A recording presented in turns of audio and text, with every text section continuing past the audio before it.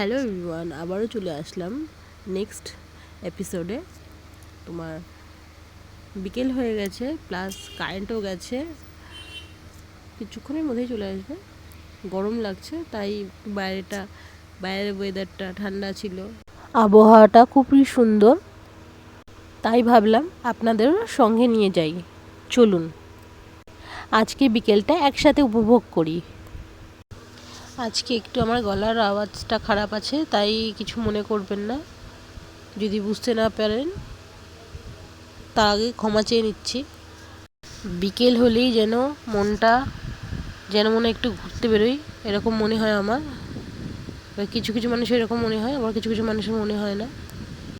আর আকাশটার দিকে দেখুন, ভয়ঙ্কর মেঘ করে রয়েছে।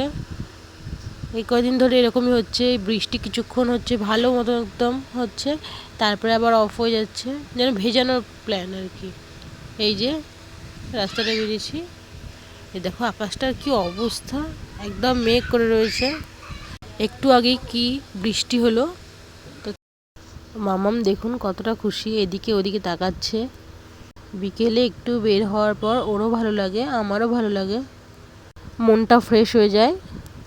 আমাদের সামনে এখানে স্কুল আছে, স্কুলের একটু সামনেটা যাব, ওদিকটা একটু ঘুরে আসি, তারপর বাড়ি ফিরবো। বিকেলের এই ছোট্ট মুহূর্তটা আমার কাছে স্পেশাল, বিশেষ করে মামা। আজ এখানে বিকেলের ছোট্ট ব্লগ এখানেই শেষ করলাম।